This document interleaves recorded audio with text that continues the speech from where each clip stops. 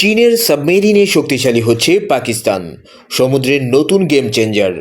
নিঃশব্দে কিন্তু দ্রুত বদলে যাচ্ছে দক্ষিণ এশিয়ার সামুদ্রিক শক্তির হিসাব। চীনের সঙ্গে প্রতিরক্ষা সহযোগিতা আরও গভীর করে নিজেদের নৌবাহিনীকে আধুনিক করছে পাকিস্তান, এমনটাই জানিয়েছে রয়টার্স। পরিকল্পনা অনুযায়ী পাকিস্তান পেতে যাচ্ছে মোট ৮টি আধুনিক হ্যাঙ্গার শ্রেণীর সাবমেরিন। এর মধ্যে ৪টি সরাসরি তৈরি হচ্ছে চায়নায়, আর বাকি ৪টি তৈরি হবে পাকিস্তানেই। চীনের প্রযুক্তি সহায়তায়, অর্থাৎ শুধু শক্তি নয়, নিজস্ব প্রতিরক্ষা উৎপাদন ক্ষমতাও বাড়াচ্ছে ইসলামাবাদ। ইতোমধ্যেই আলোচনায় থাকা ৪টি সাবমেরিন পিএনএস হাঙ্গর, পিএনএস শুশক, পিএনএস ম্যাংরো এবং পিএনএস গাজী সমুদ্র পরীক্ষায় শেষ ধাপে রয়েছে। খুব শীঘ্রই এগুলো পাকিস্তান নৌবাহিনীতে যুক্ত হতে পারে। এই সাবমেরিনগুলোর সবচেয়ে বড় শক্তি হলো আধুনিক এয়ার ইন্ডিপেন্ডেন্ট প্রোপালশন প্রযুক্তি।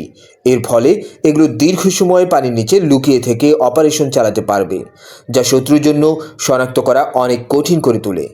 পুরনো অ্যাগস্টা ক্লাস সাবমেরিনের তুলনায় এটি বিশাল এক আপগ্রেড। বিশ্লেষকদের মতে এই পদক্ষেপ শুধু পাকিস্তানের নৌ ক্ষমতায় বাড়াবে না, বরং পুরো অঞ্চলের সামরিক ভারসাম্যেও নতুন সমীকরণ তৈরি করতে পারে।